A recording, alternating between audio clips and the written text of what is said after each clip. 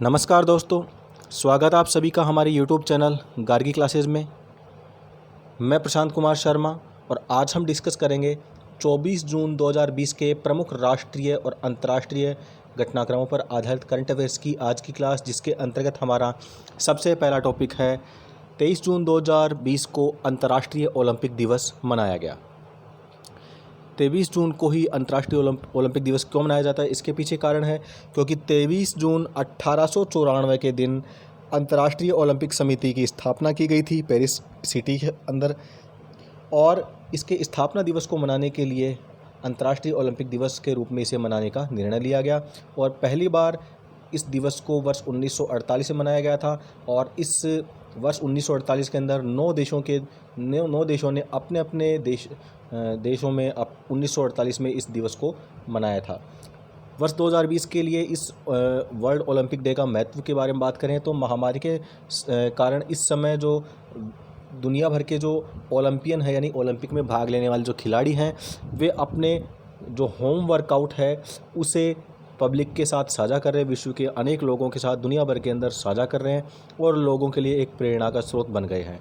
एक महामारी के समय ओलंपियन के द्वारा किए गए ये प्रयास हर किसी के मन में शरीर में स्वस्थ रहने के लिए सक्रिय होने के महत्व का एहसास कराते हैं। अब हम IOC यानी इंटरनेशनल ओलंपिक कमेटी के बारे में बात करते हैं।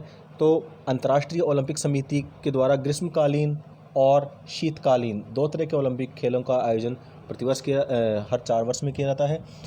यह एक गैर सरकारी खेल संगठन है जिसका मुख्यालय स्विट्जरलैंड के लाशन शहर में है और इसकी स्थापना पियरे डे कुबर्टिन और देमेत्रियोस विकेलस के द्वारा 23 जून 1894 को की गई थी। इसी 23 जून को प्रतिवर्ष संयुक्त राष्ट्र लोक सेवा दिवस भी मनाया जाता है। देखिए, 20 दिसंबर 2002 को एक प्रस्ताव लाया गया यूएन के अंदर जिसकी संख्या 57/277 थी। उसे अपना करके संयुक्त राष्ट्र महासभा ने 23 जून को यूएन लोक सेवा दिवस के रूप में मनाने का निर्णय लिया। इस दिन को मनाने के पीछे एक और उद्देश्य है कि समाज के जो युवा हैं उन्हें सार्वजनिक सेवा के विकास उसके समाज के विकास के लिए सार्वजनिक सेवा के मूल्य को समझाना, जिससे कि आगे सार्वजनिक क्षेत्र के अंदर कैरियर बनाने के लिए उन्हें प्रोत्साहित किया जा सके। 2020 के लिए इस दिवस का महत्व के बारे में बात करें तो जैसा कि आपको पता है कि कोविड-19 महामारी के कारण लाखों लोग वर्तमान में संक्रमित हैं और वैश्विक स्तर पर हज़ारों लोगों की जान भी चली गई है। और इस कठिन समय में जब स्वास्थ्य देखभाल संगठनों पर तनाव है तो लॉकडाउन के कारण नौकरियों की हानि हो रही है और वित्तीय संकट, शिक्षा प्रणाली और सामाजिक जीवन सभी बाधित हो चुके हैं। तो ऐसी स्थिति में इस साल संयुक्त राष्ट्र लोक सेवा दिवस फ्रंटलाइन वर्कर्स, जिनके अंदर हम स्वास्थ्य कार्मिकों, इसके अलावा स्वच्छता कर्मियों, जन सेवकों, समाज कल्याण समूहों, परिवहन, कानून आदि के अंदर कार्य करने वाले जो लोग हैं उन्हें सम्मानित किया जाएगा।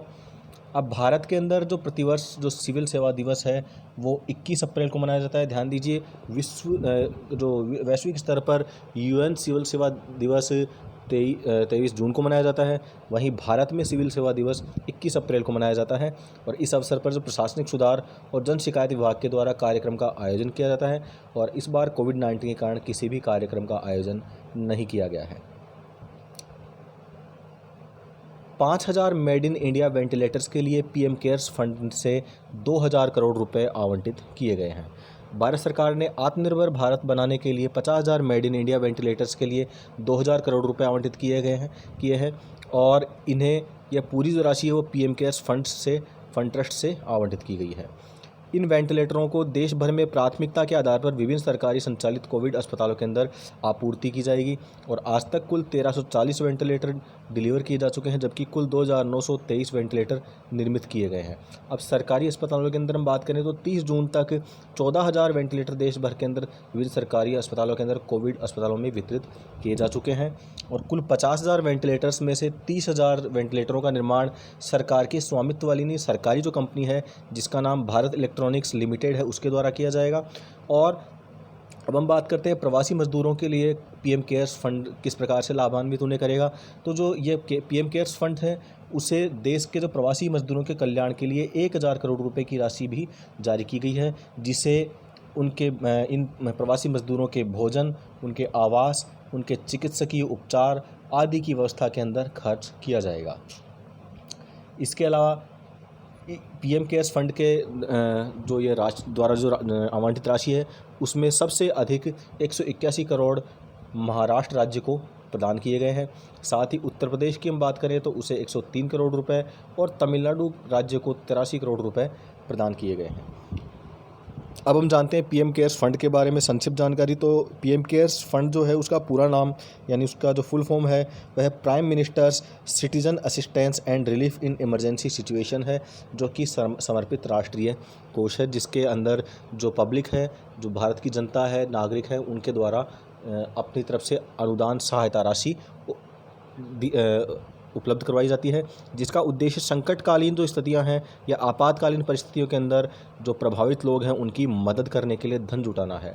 और इससे जो जुटाए गए धन का उपयोग इस प्रकार की जो इमरजेंसी सर्विसेज हैं उनमें काम में लिया जाता है। राजस्थान सरकार लॉन्च करेगी इंदिरा रसोई योजना। समाज के आर्थिक रूप से कमज़ोर वर्ग हैं उनके लिए शुद्ध और पौष्टिक भोजन उपलब्ध कराने के उद्देश्य से राजस्थान सरकार के मुख्यमंत्री अशोक गहलोत ने इंदिरा रसोई योजना लॉन्च करने की घोषणा की है। इस योजना के तहत दिन में 2 बार रियायती दरों पर भोजन उपलब्ध होगा, जिससे कि यह सुनिश्चित किया जा सके कि राज्य के अंदर कोई भी व्यक्ति भूखा न सोए।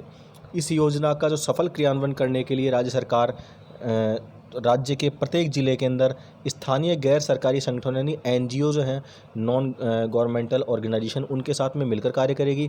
इस योजना की प्रगति की निगरानी और मूल्यांकन के लिए सूचना प्रौद्योगिकी का उपयोग किया जाएगा। हर जिले में योजना की निगरानी के लिए जिला कलेक्टर की अध्यक्षता में एक समिति बनाई जाएगी और योजना के लिए राज्य सरकार के द्वारा हर साल 100 करोड़ रुपए खर्च किए जाएंगे।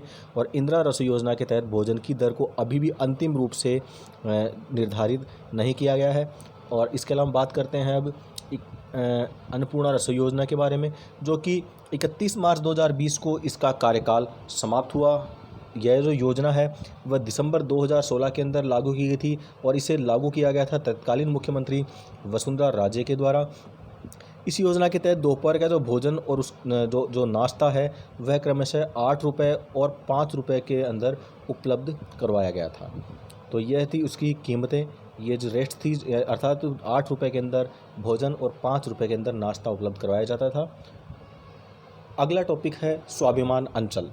हाल ही में ओडिशा के अंदर जो माओवादी गढ़ के रूप में प्रसिद्ध मलकानगिरी ज़िला है उसके अंदर कट ऑफ क्षेत्र के रूप में पहचाने जाने वाले स्वाभिमान अंचल में सुरक्षा के बुनियादी ढांचे को मजबूत करके विकास सुनिश्चित करने के अंदर ओडिशा पुलिस ने एक बड़ी सफलता हासिल की है। ओडिशा के मलकानगिरी ज़िले के अंदर कट ऑफ क्षेत्र के रूप में जाने जाने वाला जो स्वाभिमान अंचल है वह प्रारंभ से ही माओवादियों का गढ़ रहा है और यह क्षेत्र 3 तरफ से पानी से घिरा हुआ है और एक तरफ इसमें जटिल दुर्गम क्षेत्र है, जिसके कारण अपनी दुर्गमता के इन गुणों के कारण यह लंबे समय से जो नक्सलियों अर्थात माओवादियों का गढ़ रहा है वे यहाँ शरण लेते रहे हैं। हम बात करते हैं ओडिशा, आंध्र प्रदेश और छत्तीसगढ़ के जो अधिकतर जो माओवादी जो हैं या जो नक्सलवादी हैं वे स्वाभिमान अंचल के अंतर्गत शरण लेते हैं, जो उनके लिए काफ़ी सुरक्षित माना जाता है। गौरतलब है कि इस क्षेत्र के अंदर जो सुरक्षा नेटवर्क है उसे मजबूत होने से विकास से संबंधित गतिविधियां शुरू हुई हैं, जिनमें से मुख्य रूप से हम बात करें तो सड़कों के निर्माण के कारण ऑटो रिक्शा और सार्वजनिक परिवहन के माध्यम से ओडिशा का जो यह क्षेत्र है विकास की मुख्य धारा के अंदर शामिल होने लगा है। अगला टॉपिक है प्रेसेना ग्लेशियर। हाल ही में जो पर्यावरणीय संरक्षणवादी हैं उनके एक दल ने ग्लोबल वार्मिंग के कारण उत्तरी इटली के अंदर जो प्रेसेना ग्लेशियर है उसे पिघलने से रोकने के लिए 1 लाख वर्ग मीटर क्षेत्र के अंदर जियो टेक्सटाइल तिरपाल शीट बिछाने की प्रक्रिया शुरू की है। और ये जो जियो टेक्सटाइल तिरपाल जो शीट है यह शीट एक ऐसी शीट है जो कि ऊष्मा अवरोधी है, यानी जो सूर्य के प्रकाश की किरणें हैं उसे परावर्तित करके और जो तापमान है उसे कम बनाए रखती है। अब इसके प्रमुख बिंदुओं की बात करें तो जो इसकी सीज़न है उसकी समाप्ति और ग्रीष्म ऋतु की शुरुआत के साथ ही 6 सप्ताह की प्रक्रिया जो प्रत्येक वर्ष दोहराई जाती है और इस प्रक्रिया के अंदर इस ग्लेशियर का संरक्षण किया जाता है। स्की सीजन से तात्पर्य यहाँ पर जो स्कीइंग एक प्रकार का जो स्पोर्ट्स एडवेंचर है, जिसके माध्यम से जो स्की जो इसमें बर्फ़ के ऊपर चलने का एक बर्फ़ के ऊपर फिसलने का एक गेम है।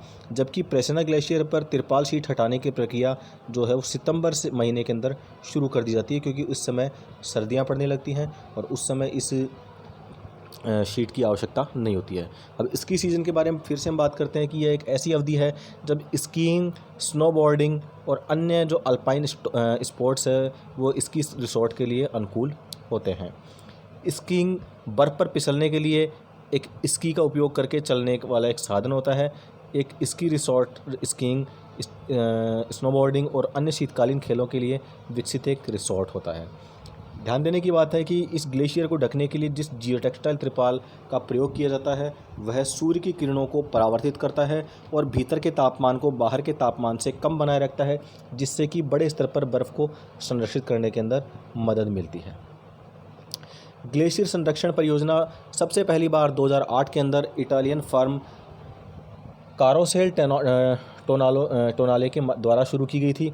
उस समय जो प्रेसना ग्लेशियर है वह केवल 30,000 वर्ग किलोमीटर के क्षेत्र को 30,000 वर्ग किलोमीटर के क्षेत्र को कवर किया गया था और वर्ष 1993 से जो प्रेसना ग्लेशियर है वह ग्लोबल वार्मिंग के कारण अपनी मात्रा का 1/3 से अधिक भाग खो चुका है, जो कि पर्यावरणीय दृष्टि से अगर देखा जाए तो विश्व के लिए काफ़ी चिंताजनक विषय है और इसीलिए इसका संरक्षण किए जाने के लिए यह जो शीट है इससे इसे ढका जाता है, जियो टेक्सटाइल शीट से इसे ढका जाता है।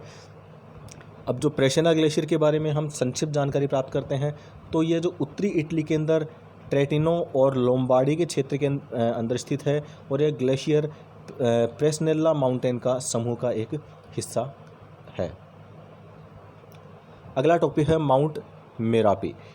21 जून 2020 को इंडोनेशिया का जो सक्रिय ज्वालामुखी है माउंट मेरापी, उसमें 2 बार विस्फोट हुआ है।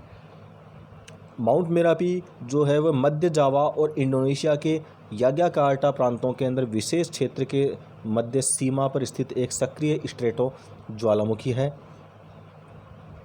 ज्वालामुखी जो होते हैं वो प्राय एक छिद्र होते हैं, जो खुला भाग होते हैं, जिसमें से पृथ्वी के अंदर का जो अत्यंत तप्त भाग है उसमें से गैस, तरल लावा, जल, चट्टानों के टुकड़े, राख आदि से युक्त गर्म पदार्थ हैं पृथ्वी के धरातल पर निकलते हैं, प्रकट होते हैं और ज्वालामुखी उद्गार से निर्मित जो स्थलाकृतियाँ हैं वो उद्गार की जो प्रवृत्ति और निःसृत पदार्थों के प्रकार पर निर्भर करती है, यानी किस प्रकार के पदार्थ उसमें से निकल रहे हैं, उसकी प्रवृत्ति क्या है, इस पर इसकी निर्भरता रहती है।